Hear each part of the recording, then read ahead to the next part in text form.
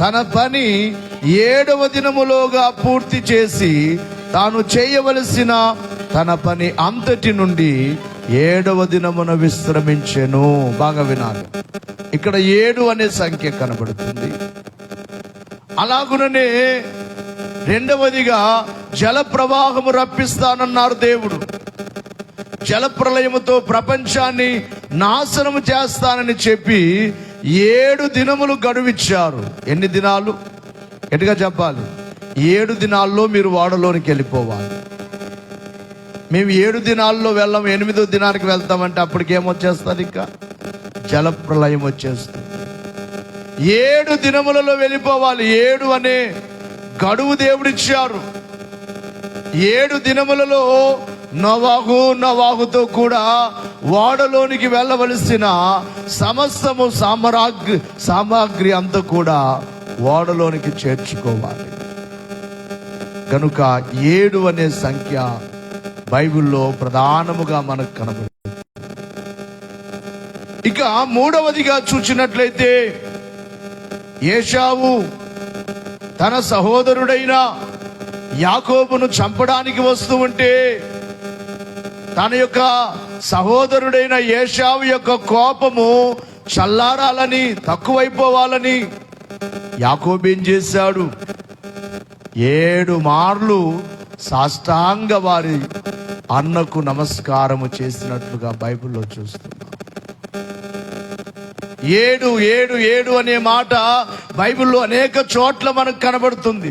7 మార్లు సాష్టాంగ నమస్కారము చేసిన తర్వాత తనను చంపాలనుకున్న తన సహోదరుడు మారిపోయి కౌగిలించుకొని ఇద్దరు ఒకరి మీద ఒకరు పడి ఏడ్చుచు ఒకరి క్షేమం ఒకరు తెలుసుకుంటూ కన్నీళ్లు కార్చినట్లుగా బైబిల్లో చూస్తున్నాం. ఇక ప్రియులారా గమనించాలి, 7 అనే సంఖ్య క్రొత్త నిబంధనలో కూడా మనకు కనబడుతుంది.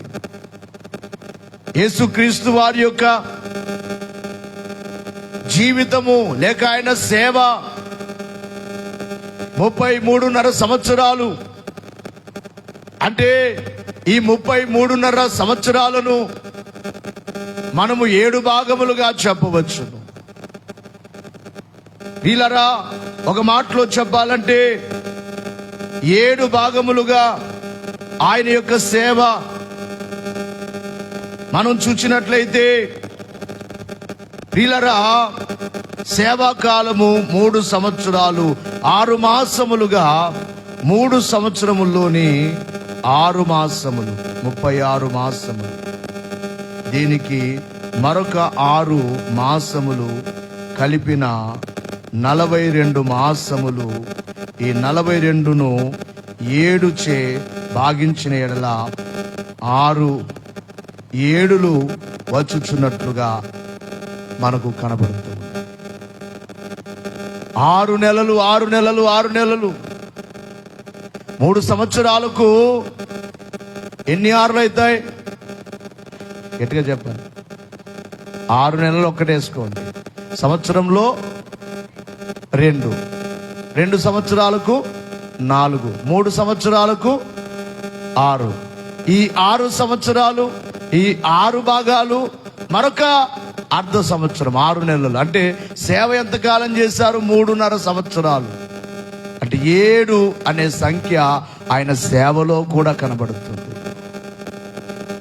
7 అనే సంఖ్య ఆయన సేవా జీవితం 3.5 సంవత్సరాలు. ఈ 6లను 7 భాగాలుగా చేస్తే ఇదిగో 3.5 సంవత్సరాలు మనకు తేలుచు ఉన్నాయి. ఇక మనము చూచినట్లయితే ఆయన సిలువలో పలికిన 7 మాటలు. ఎన్ని మాటలు? గట్టిగా చెప్పాలి. 6 మాటలే పలకొచ్చు కదా, లేకపోతే 8 మాటలు పలకొచ్చు కదా, 9 మాటలు పలకొచ్చు కదా. ఎందుకు 7 మాటలు పలికారు? తండ్రి సృష్టి యొక్క ఆరంభములో ఎలాగైతే 7 అనే సంఖ్య మనకు కనబడుతుందో, కుమారుని యొక్క జీవితంలో కూడా 7 అనే సంఖ్యతో తండ్రి 6 దినములలో సృష్టిని చేసి 7వ దినమున విశ్రమించినట్లుగా కుమారుడైన యేసుక్రీస్తు వారు కూడా రక్షణ కొరకు తాను చేయవలసిన పనులన్నీ ఇందాక పాడుకున్నాం. వినండి, వాయిద్యాలొద్దు, వినండి, చక్కగా వినండి. పాపుల రక్షణ కొరకు నీవు చేయవలసిన పనులెల్లా ముగించి నావాం. పాపుల రక్షణ కొరకు చేయవలసిన పనులెల్లా ముగించి నావా. ఆ పగలు పగవారి పగలు తుదకు అంతాము కాగా సమాప్తమన్ నావా. 7 మాటలు పలికినావా. పాపుల రక్షణ కొరకు చేయవలసిన పనులన్నీ ఏం చేశారు? 6వ మాటతో ఏమన్నారు చెప్పండి? సమాప్తము. ఈ మాట మన జీవితంలో కూడా మనం ముగింపయ్యేలోపు తృప్తిగా ఈ లోకాన్ని విడిచిపెట్టి వెళ్ళిపోవాలి. దేవుడు నిన్ను ఏ పని మీద భూమి మీదకి పంపించారు? ప్రతి మానవునికి కూడా ఒక పని ఉంటుంది. బహుశా నీవనుకోవచ్చు, మా పనులే మాకున్నాయి, దేవుని పని మాకెందుకు? ఇలా అయిపోయారు చాలా మంది. నీ భూమి మీదకి వచ్చావంటే నీ పట్ల ఏదో ఒక పని, ప్రణాళిక. ప్రతి మనిషి పట్ల దేవుడు ఒక ప్రణాళిక కలిగి ఉన్నాడు. ఆ పని నెరవేర్చి లేక ఆ పనిని ముగించి ఈ లోకమును మనం విడిచిపెట్టాలి. ముగించకుండా ముగించావా? కనుక ప్రియులారా, నీ యొక్క జీవితంలో ముగింపు అనేది ఒకటి ఉంది. నీవు దేవుడు నీకు అప్పగించిన పని నీ విడిచిపెట్టి వెళ్ళిపోవడం మంచిది కాదు. నా వరకైతే నాకున్న ఆశ ఏమిటంటే 7 మందిరాలు కట్టాలి, ఆ తర్వాత నేను దేవుడి సన్నిధికి వెళ్ళాలి. అయితే ప్రభు నాకిచ్చిన వాగ్దానము జీవము అన్నారు. నిజమే, ఆ జీవమే లేకపోతే ఈ రీతిగా పని చేయలేదు. రాత్రి ఇంటికి వచ్చే లోపు 3:30 అయింది టైం. 3:30 కావున నేను సెల్లు అక్కడ పెట్టి హాల్లో పెట్టాను. ఆ వచ్చిన చూసుకోలేదు, అలారం చూసుకోలేదు. బిడ్డలైన వారు వచ్చి ధ్యానానికి టైం అయిందనగానే మరల వెంటనే ధ్యానానికి రావడం. దేవుడు మనకు అప్పగించిన పని ఊపిరినంత వరకు, ఈ ఊపిరి బయటికి వెళ్ళేంత వరకు తప్పకుండా పని నమ్మకముగా చేయాలి. మన ప్రభు మనకు అదే నేర్పించింది. ఆయన చేయవలసిన పనులన్నీ చేసి ఏం చేశారు చెప్పండి? ఏం చేయాలో, ఎలాంటి బోధలు చేయాలో చెప్పవలసిన బోధలన్నీ చెప్పివేశారు. ఓ మానవుడా, నీవిలాగు నడుచుకో, నావలి నడుచుకో. చెప్పవలసిన బోధలు చెప్పివేసి నడువవలసిన మాదిరి నడిచి మన నిమిత్తము యజ్ఞమై మరల బ్రతికి యున్న యేసుక్రీస్తు గాక మరి ఒకరు ఎవరు? యేసుక్రీస్తు గాక మరి ఒకరు ఎవరు? యేసుక్రీస్తు గాక మరి ఒకరు ఎవరు? ఏం చెప్పాలో 4 సువార్తల్లో ప్రపంచానికి చెప్పి వేస్తారు. నడవాలో 3.5 సంవత్సరాల కాలంలో నడిచి చూపించారు.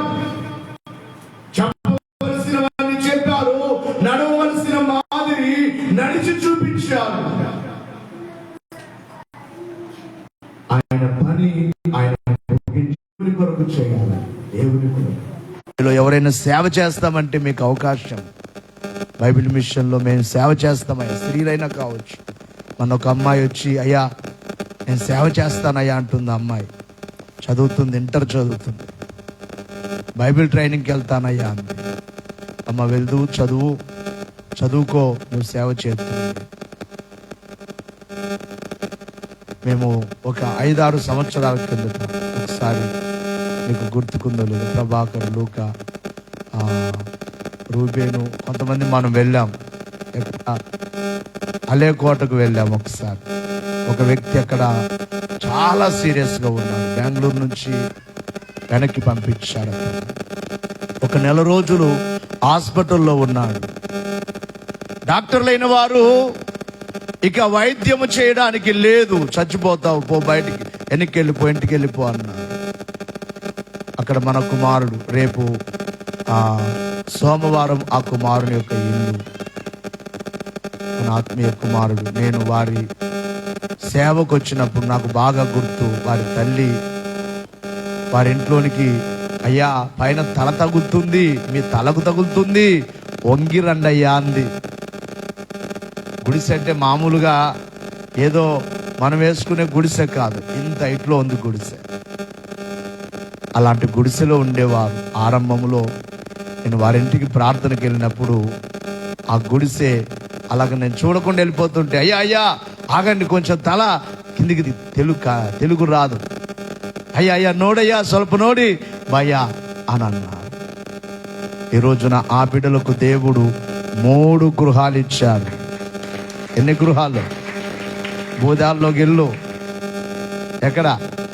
బూదాల్లోకి ఇల్లు, ఇక్కడ సిరివారం, వాళ్ళ సొంతూరు బూదాలకు వచ్చి ఉన్నారు. సిరివారంలోకి ఇల్లు. పెళ్లి చేసుకున్న ఊరెక్కడ? అలేకోట. ఆ అలేకోటలో ఒక ఇల్లు. చెప్పలు కొడదాం, దేవునికి మహిమ కలుగును గాక. ఆ వ్యక్తి ఆ రోజున మేము వారింట్లో బండ్లు కూడా వేయలేదు. ఆ ఇంటికి ప్రార్థనకి వెళ్ళినప్పుడు గుర్తుందా? మీకు గుర్తుందా? వచ్చారు కదా. అక్కడ మోకరిస్తే కాళ్ళకంతా రాళ్ళు కుచ్చుకుంటున్నాయి. దాదాపుగా 1 గంటకు పైగా మోకరించి ప్రార్థన చేశాం. 1 గంట పైగా బలంగా ప్రార్థన చేశాం. అప్పుడే దేవుడు ఒక ప్రకాశమైన వెలుగు ఆ గృహంలోనికి దిగినట్లుగా చూపించాడు. అద్భుతం ఏమిటంటే, ఆ ప్రార్థన అయిన తర్వాత మాకు భోజనం ఏర్పాటు చేసి చికెన్ చేశారు. ఏం చేశారు చెప్పండి? చికెన్ భోజనం, చికెన్ కర్రీ చేసి, అయ్యా మీకోసం చేసి, మీ ఎందుకు చేశారయ్యా అన్నారు. అయినా లేదయ్యా నీవు ఊట మాడిపోయి, నిన్న కూడా వచ్చాను క్యాండిడేట్, అందుకే చెప్తున్నా సాక్షి. మీరు గమనించాలి. ఆ రోజున అతను అడిగాడు, అయ్యా నాను కూడా చికెన్ తింటానయ్యా అంటున్నాడు ఆ క్యాండిడేట్. నాను కూడా చికెన్ ఊట మారుతినయ్యా అన్నాడు. నేనన్నాను, ఆరోగ్యం బాగోలేదు, డాక్టర్లు తినబారదంత ఏలిద్రయ్యా, నేను తినంత ఏలిద్రే నన్ను తింటినయ్యా అన్నాడు. నేను చెప్పాను, ఏం కాదు తినో, ప్రార్థన చేస్తా తిను అన్నాడు. అద్భుతం. దాదాపుగా 5-6 సంవత్సరాల క్రితం అద్భుత రీతిగా ఎప్పుడైతే మేము ప్రార్థన చేసి వచ్చామో ఆ రోజు నుంచి ఆ కుమారునికి దేవుడు ఆ రాత్రే స్వస్థతనిచ్చారు. మరలా హాస్పిటల్కు వెళ్ళలేదు. సజీవముగా నిన్నటి దినమున వచ్చాడు. ఇక్కడికి వచ్చి, అయ్యా నన్ను గుర్తుపట్టారా అన్నాడు. గుర్తుపట్టేకి మామూలుగా లేడు మనిషి, ఇంతలా ఉన్నాడు, బలంగా ఉన్నాడు. యారప్పా నేను అన్నాడు. ఆ రాజకుమారు, అయ్యా నేను గుర్తుపట్టలేదయ్యా అన్నాడు. ఈ రాజకుమారు కూడా తెలుగు రాదు సరిగా. అంటే ಯಾರು ರಾಜಕುಮಾರ್ ಅಂದ್ರೆ ಅವತ್ತು ನಾವು ಪ್ರೇಯರ್ ಮಾಡಿ ಹೋಗಿ ಬಂದಿವಲ್ಲಯ್ಯ ಈ ರಾಮಪ್ಪಯ್ಯ ಅన్నాడు. ಯಾರಂತ? ಹೆಸರು ರಾಮಪ್ಪ. ಏನಪ್ಪ ರಾಮಪ್ಪ ಚೆನ್ನಾಗಿದ್ದೀಯಾ? ಏನಪ್ಪ ಮರ್ತಿ ಬಿಡ್ತೀಯ ನೀನು? ಇಲ್ಲಿಗೆ ಬರ್ಬೇಕಲ್ಲ? ಅದು ಬರ್ತೀನಯ್ಯ. ಒಂದು ಸಾರಿ ನೀನು ಬರಬೇಕು. ಸಾಕ್ಷ್ಯ ఏలబేకు అని అతనికి చెప్పడం జరిగింది. దేవునికి మహిమ కలుగును గాక. మన సేవ విస్తరించాలి. ప్రభు చిత్తమైతే ఆ ప్రాంతంలో అక్కడి నుంచి కూడా మనకు వస్తున్నారు కనుక అక్కడ ఒక ఆరాధన, వీలైతే సిరిగరి క్రాసులో కానీ అక్కడ ఆ ప్రాంతానికంతా సెంటర్ అవుతుంది కనుక సేవ విస్తరించాలి. మనం చాలా ఆలోచనలు కలిగి ఉండాలి, దైవ సంబంధమైన ఆలోచనలు. ఆ పనులన్నీ చేసి అవి ముగించుకొని వెళ్ళాలి. అది మన ప్రభువు చేసిన పని. నీ కుటుంబం కొరకు నువ్వు చేసుకుని ముగించుకొని వెళ్తే అది కరెక్ట్ కాదు. దేవుని కొరకు నీవేం చేయాలనుకున్నావో చేయవలసినవన్నీ చేసి ముగించాలి. ఇక్కడ 7 అనే సంఖ్య ఇక్కడ కూడా మనకు కనబడుతుంది. ఎక్కడ చెప్పండి? యేసు ప్రభు పలికిన, సిలువలో పలికిన, తండ్రికి బాధ కలిగించేవారున్నారు, తండ్రికి దుఃఖము కలిగించేవారున్నారు, తల్లికి వేదన కలిగించేవారున్నారు. కానీ యేసు ప్రభు యొక్క మాదిరి మనం చూస్తే తల్లిదండ్రులు ఎలా ప్రేమించాలో, తల్లిని ఎలా గౌరవించాలో ఆయన సిలువలో ఆయన చూపించి ఆయన పలికి నెరవేర్చారు. దేవునికి మహిమ కలుగును గాక. ఇంకా 7 అనే సంఖ్య బైబిల్లో ఇంకా మనకు కనబడతాయి. 7 దీప స్తంభముల మధ్య ఆయన నిన్ను సిద్ధము చేసేది ఆయన సిలువ రక్తమే. ఈ మాట నేను సొంతను తప్పించేది ఏమిటి అని రోమియోలకు రాసిన పత్రిక 5వ అధ్యాయం 9. తప్పించే రక్తాన్ని మనం కోరుకోవడము, ధ్యానం చేయాలి. ఆ రక్తముతో మనము తడపబడుతూ ఉండాలి. ఆ రక్తము వర్షమైతే, వర్షం పడితే మన శరీరం అంతా తడిచినట్లుగా యేసు రక్తము మన యొక్క దేహమును మాత్రమే కాదు, అంతరంగమును తడిపి శుద్ధి చేసేది ఆయన రక్తము. నీకు నాకు బలమునిచ్చేది. అందుకే నీ రక్తమే నా ఆత్మకెంతో హాయిని జీవా